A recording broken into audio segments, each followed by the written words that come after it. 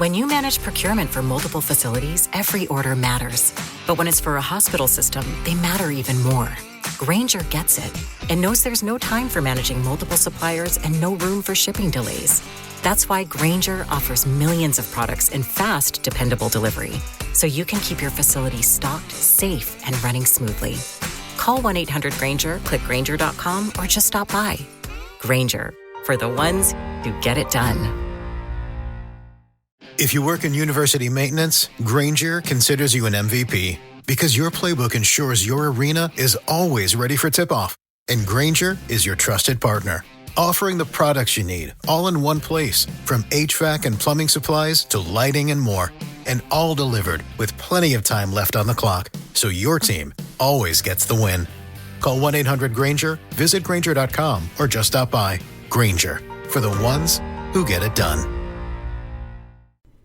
Yo, ladies and gentlemen, thank you for listening, downloading, and subscribing to the latest edition of the 12 Kyle podcast. I'm 12 Kyle.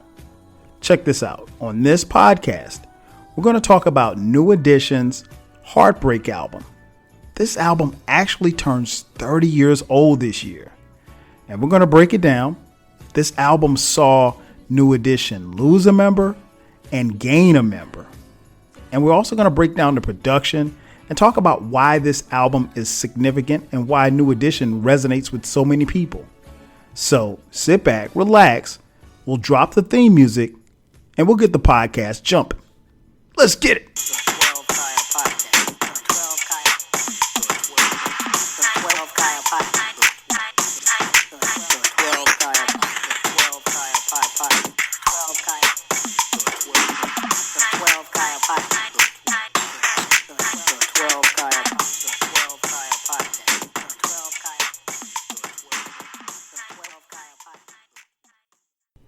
Welcome back. As I mentioned at the top, we're talking about New Edition's Heartbreak album. This album actually turns 30 years old this year. This album was released on June 20th, 1988, which for you and me, this means that we're getting old. Because I actually remember going to the store and copping the cassette tape.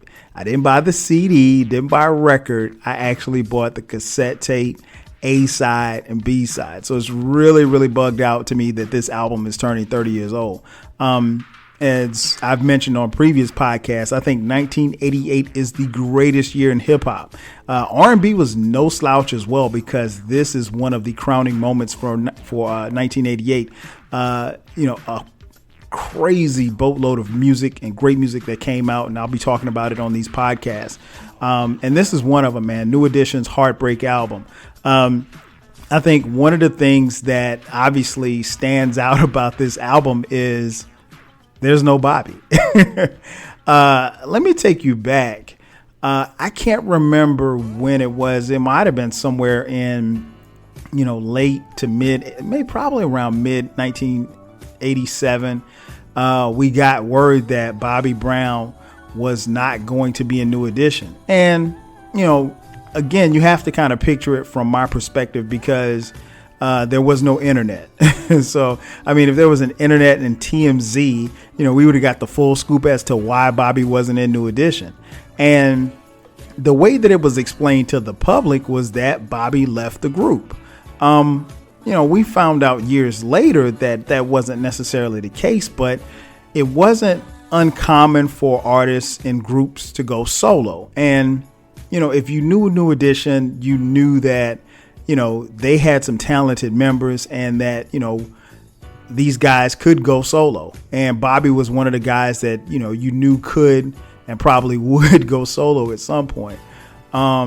But I can't remember exactly when they announced it, but it was announced that Bobby was leaving and going solo, and he subsequently released a solo album. And that was the narrative, that Bobby left, to go solo. And that wasn't the case. Were you voted out, or did you leave on your own? I was voted out of the group because I would do the opposite, of what they told New Edition to do. I was my own man at a young age, and I just wanted what I wanted. I was still ready to do what I wanted to do and the music that I wanted to do. Bobby actually got thrown out of the group. So, for him to get thrown out of the group, that spoke volumes. And I think, obviously this was something that we found out years later, but, that spoke volumes as to, where they were. So here it is, Bobby's not in the group. And, New Edition is they're on their own basically. And they're, looking to, sound more grown, if you will. These guys were growing up. They wanted to get away from Popcorn Love and Candy Girl and basically the bubblegum sound, if you will, that they had and they were known for. And so in doing that, they really needed something and someone to help them, kind of take them to that next level. They were tired of the, looking like little kids and everything like that. They wanted to, kind of take on a more mature approach. And, but that was going to be difficult to do because, for one, people loved Bobby Brown, and New Edition fans still love to this day Bobby Brown. I think it goes without saying, but I'm going to go ahead and mention it right now. I am a huge New Edition fan.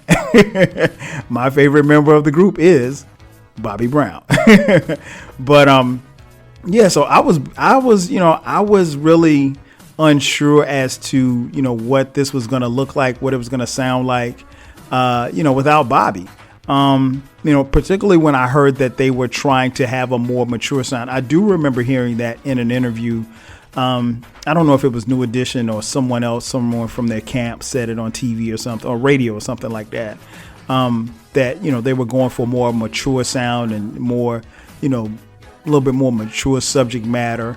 And, they had some, they had success. They had a lot of success with Bobby. And so, it was going to be interesting to see at this particular time. I think they were in between contracts. I think they had gotten rid of their management and they brought in new management. So this was a season of change, if you will, for New Edition. But again, you're going into the studio to create your fifth studio album, and arguably your most popular member of the group is no longer in the group. And that, that would be that would be cause for concern, I guess. But these guys, they had it in them to, make it happen. And again, people knew that Bobby was going to be missed. Enter in Johnny Gill. Now, I'll be the first to admit, I knew Johnny Gill. I knew him from, the joint he did with Stacey Lattisaw.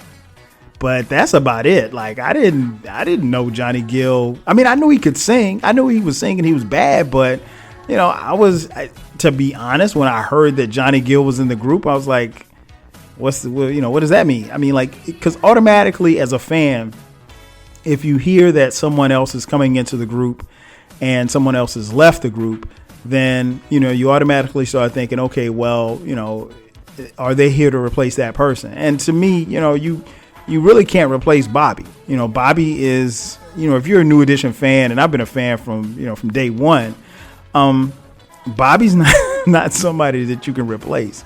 So nonetheless, they bring in Johnny Gill. So, like I said, I didn't really know much about Johnny Gill. I knew the song he had with Stacey Lattisaw. I knew he could sing. I didn't know he couldn't dance, but I found that out later.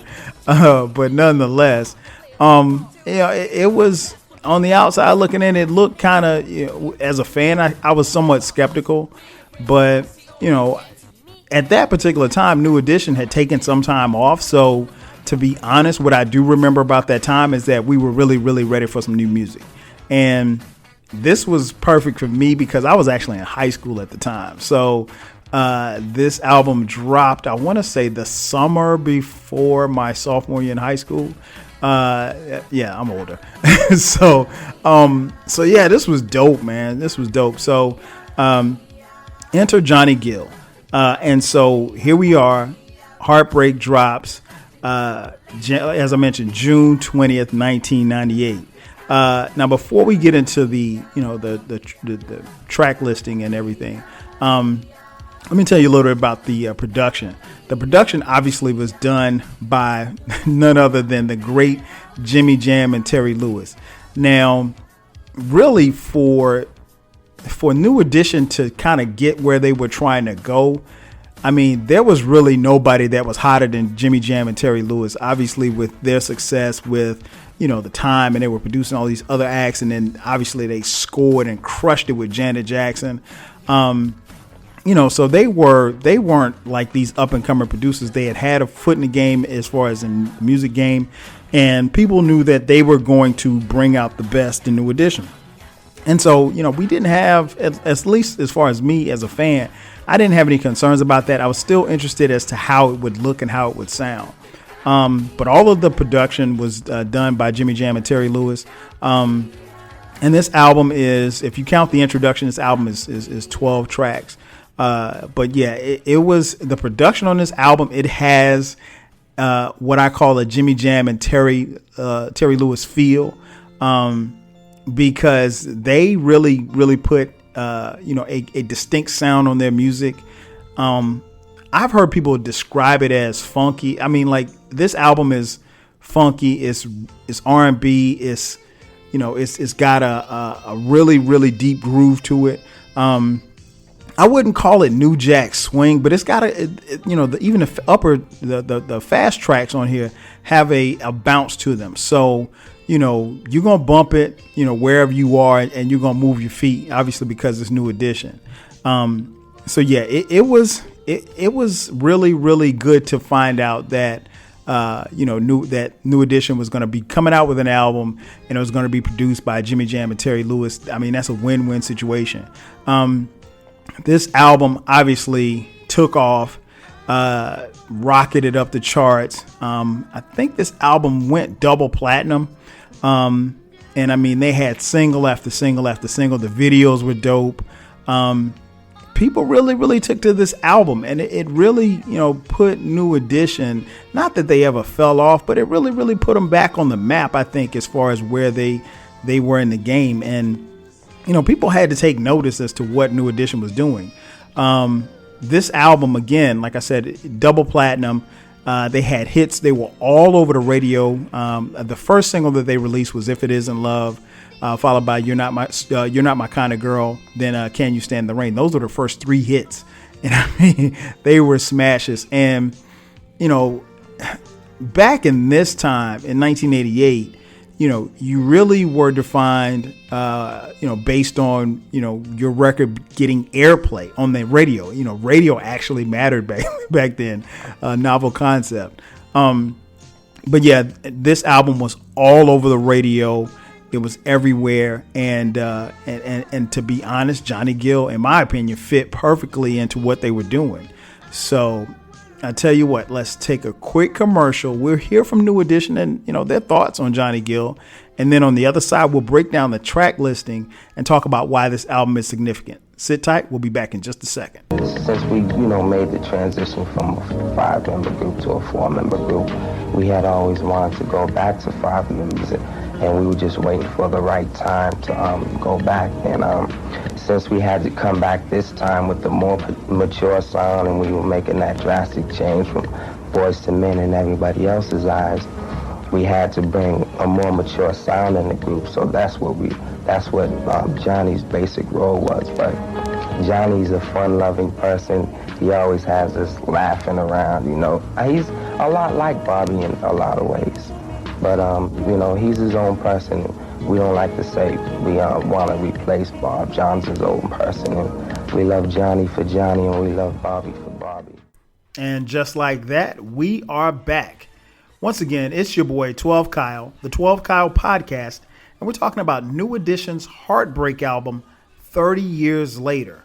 I'm not sure if I mentioned this in the opening, but New Edition actually recorded an album in between the All for Love album and this Heartbreak album. This was an album that did not include Bobby Brown. It was called Under the Blue Moon. but it was actually a cover album where they basically sang other people's songs. You might remember the hit Earth Angel. It was a really good album, but a lot of people tend to kind of overlook that album because it wasn't original New Edition material. However, it was the first album without Bobby Brown. But the one that people were really, really checking for was this album. That Under the Blue Moon album came out in 86. And then this album obviously comes out in 1988, June 20th, 1988.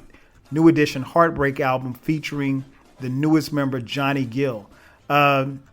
This album, again, as I mentioned in the intro, like, there was a lot of pressure, and I don't know if people really thought that New Edition could pull it off. It was a lot of different things happening and people going in different directions. And again, you bring in Jimmy Jam and Terry Lewis, and it's a totally different sound, from what we were used to with New Edition. But, New Edition fans, they knew what to expect. Well, to be honest, some of them didn't know what to expect. But nonetheless, we really, really were looking forward to this album. The album starts off with a brief introduction, and then they go into track 2. That's The Way We're Living. This is a really good intro track, I think. It's up-tempo, produced by New Edition and Jelly Bean Johnson. This, I think, one of the things I like about this is that it's what I call a really good lead-off song. It's kind of like reintroducing you to New Edition. We hear Johnny singing a little bit on it, so you get an idea as to how he fits in vocally with the group. But I like the song. I think it's a really, really good intro to where the album is going. Then we get into track 3, Where It All Started. Now, this song I think is very, very interesting because New Edition really was trying to tell people on this song, like, this is where it started. Like, we originated all of this stuff. I think at that particular time, there were other people, Maurice Starr in particular, who was trying to recreate new boy bands and trying to kind of bite off New Edition's style. And New Edition basically was saying in this song, like, there's no imitators. You can't duplicate what we have here. We started this and we're going to finish it, and we're New Edition and we're above everybody else. And rightfully so. I mean, like, you couldn't, what New Edition was and what New Edition is and what they've been able to create and manifest over these years couldn't be duplicated. Yeah, there's tons of groups. I mean, we even had New Kids on the Block, for Christ's sake, produced by Maurice Starr as well, the guy who founded New Edition. But nonetheless, you can't duplicate what, these guys created. And that song really was just like saying, like, hey, this is where it started. This is where we're coming from.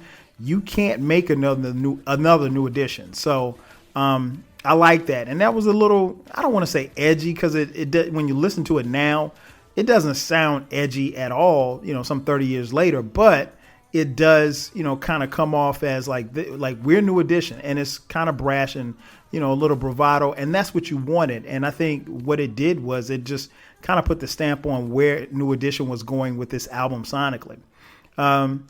Then you get into track 4, If It Isn't Love. What can I say about this song? This is, a lot of people's favorite song on this album. This song is funny because this was the first song that was released from the album. It was released on June 7th, 1998. So the song dropped a couple of weeks before the album came out. And I remember seeing the video for the first time. Shout out to BET, Video Soul. I saw it that summer, Video Soul. I think Donnie Simpson premiered it on his show. But yeah, man, it was so funny just to see it. And how, like, if you're listening to this podcast, I'm pretty sure you've seen the video 1,000 times. But the beginning is just so funny. And like, after that, I'm just like, okay, on the edge of my seat trying to figure out what these guys are going to do. And then they start off into this dance routine. And it's really interesting because if you're a New Edition fan, if you saw the New Edition movie, you know that New Edition,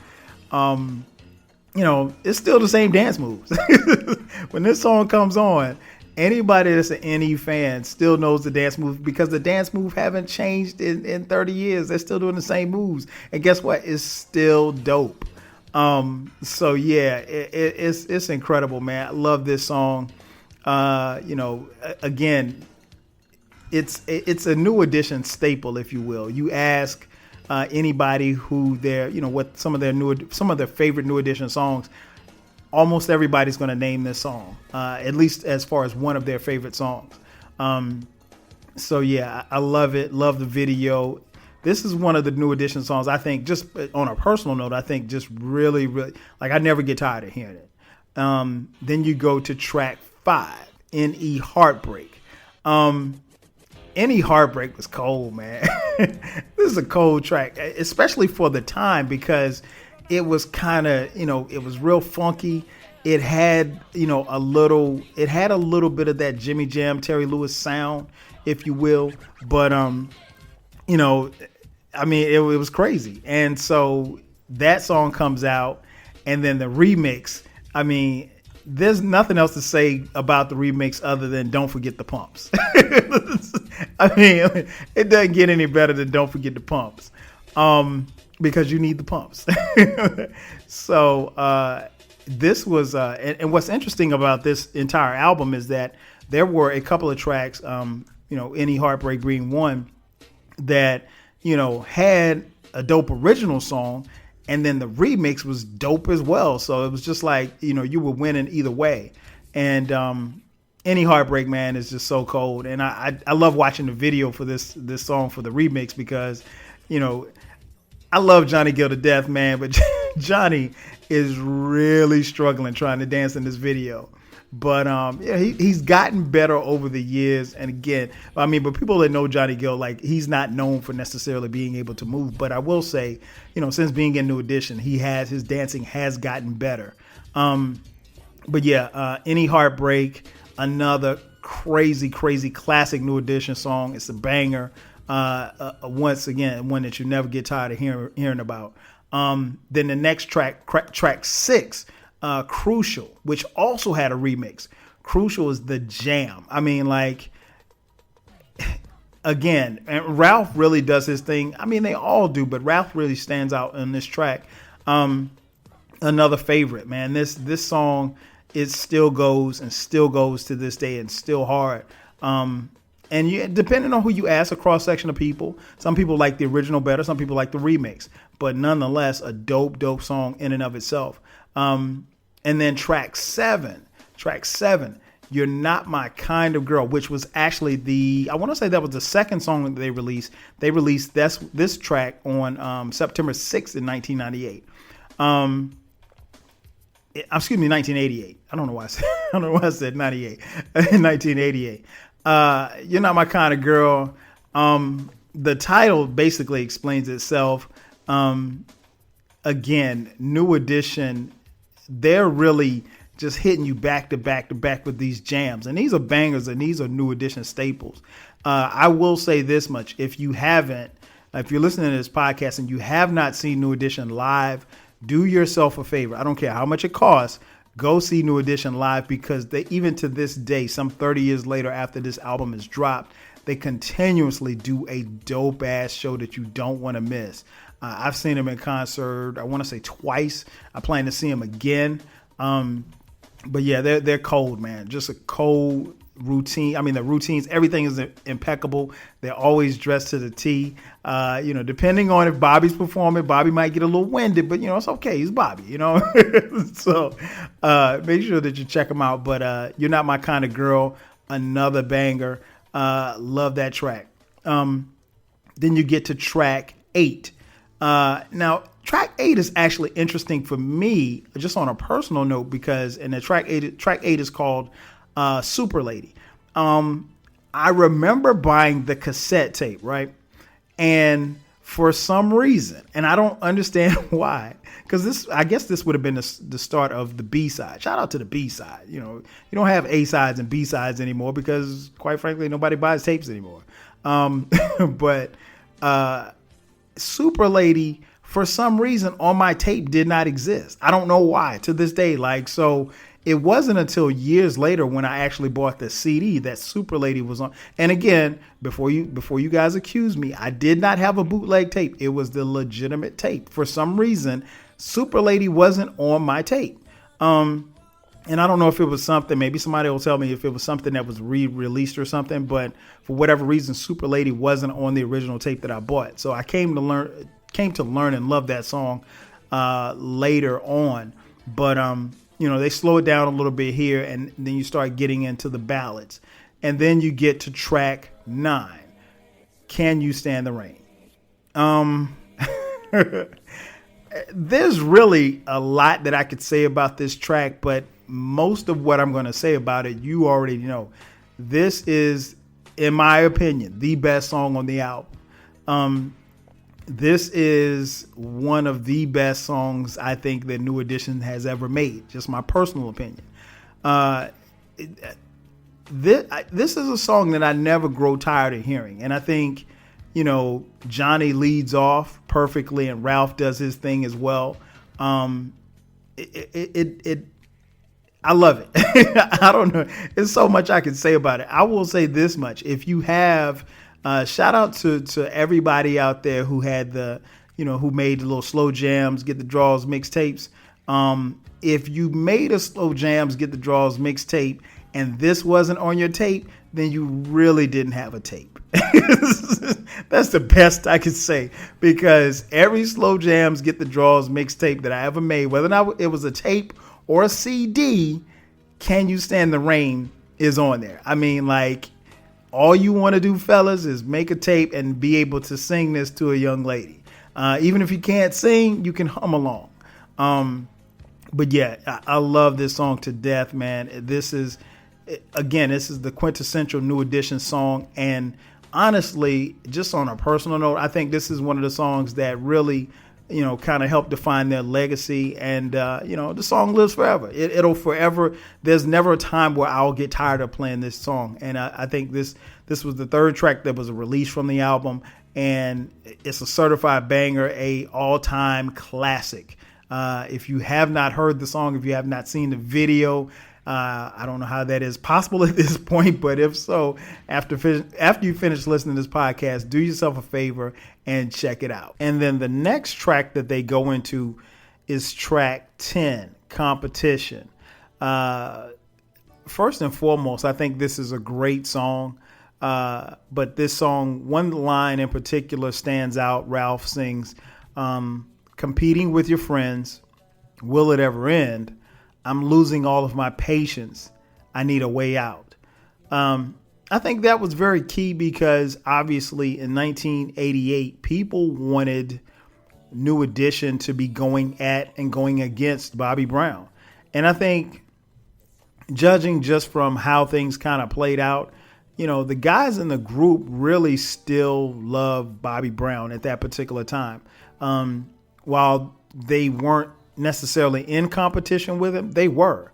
Because again, as I mentioned earlier, both this Heartbreak album and the Bobby Brown's second album, Don't Be Cruel, they both dropped on the same day. So, there was going to be competition, but I think there was a sentiment in that lyric, in that song, that people, wanted New Edition to hate Bobby Brown. They don't hate Bobby Brown. I guess from a fan's perspective, I think the guys in the group, because Bobby's been in and out of the group as far as how they've been touring here over these last few years or whatever like that. I think there's a genuine love for the guy, and I think they genuinely feel like brothers.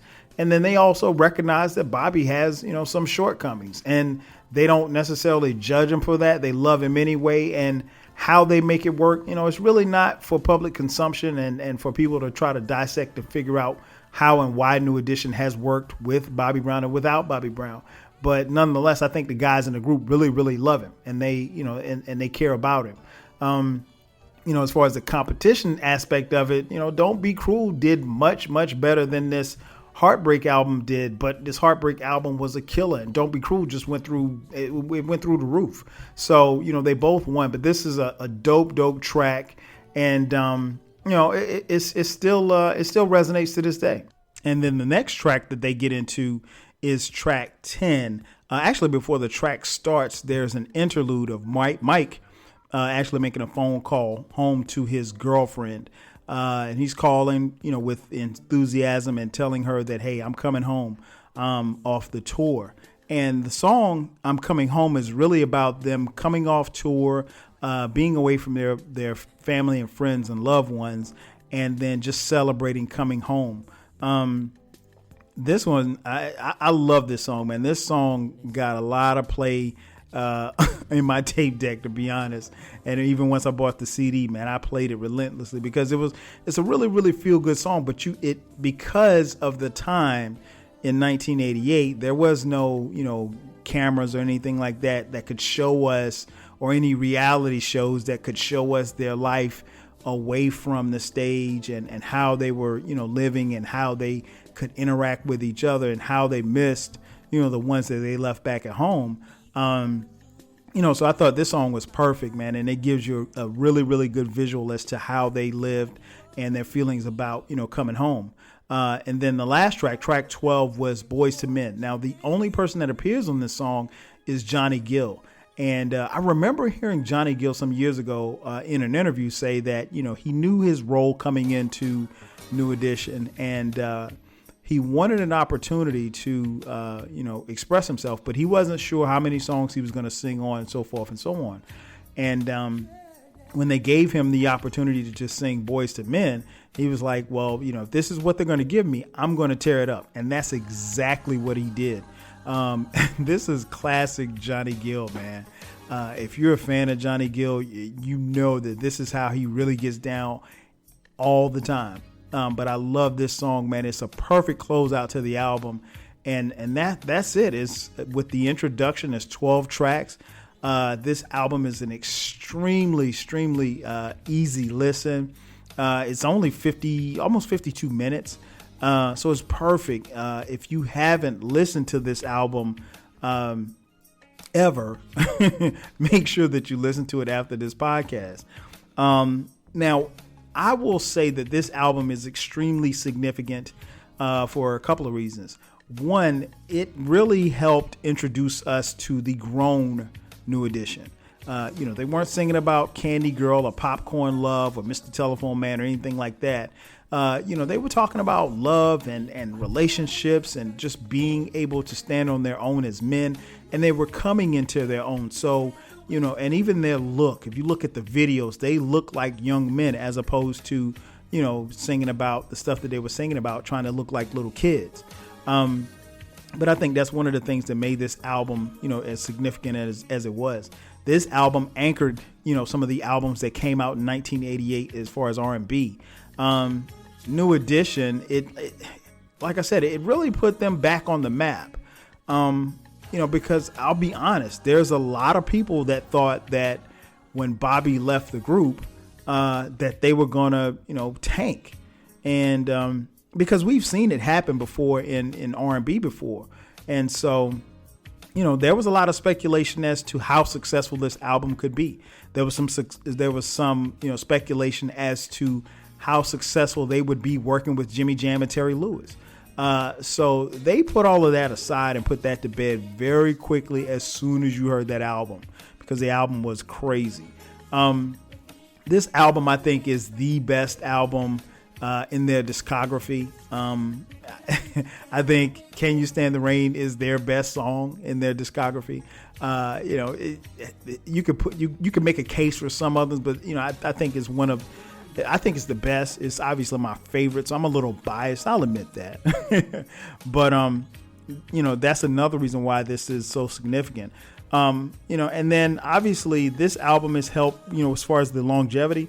And this album, whether or not people wanted to admit it or not, but it went head to head with Bobby Brown's Don't Be Cruel. Now I mentioned, they didn't do the sales that Bobby did, but I think what it showed was that they could really, really stand on their own 2 feet without Bobby. And then also, Bobby's success with Don't Be Cruel showed that he could, stand on his own without New Edition. And even though it was his second album, the first album didn't do as well for Bobby. So he really kind of took it to the next level. So I think the separation at that particular time worked for both.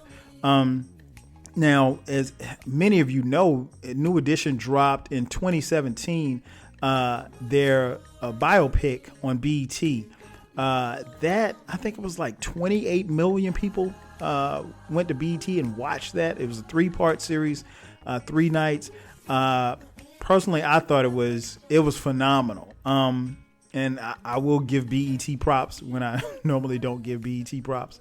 But I thought it was phenomenal. And I think what that series did was, it helped solidify the music that they made, but it also introduced New Edition to a new generation of people, particularly kids. I know just on a personal level, my kids have seen that New Edition movie at least 10 times. Like, I've seen it like twice, but they've seen it at least 10 times. And what it did was it brought a newfound respect and love for their music. And so, when I'm walking around my house and I'm hearing my kids singing Mr. Telephone Man, or they're singing Popcorn Love, or If It Isn't Love, and they know the moves and everything, like they really gravitated towards this music. And not just my kids, but their classmates and their friends.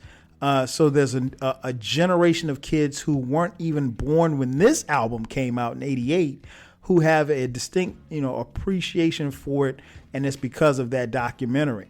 As far as New Edition, man, I will always love this group. If you're listening or you're new to the podcast, I did a podcast on the Home Again album, which came out in 1996.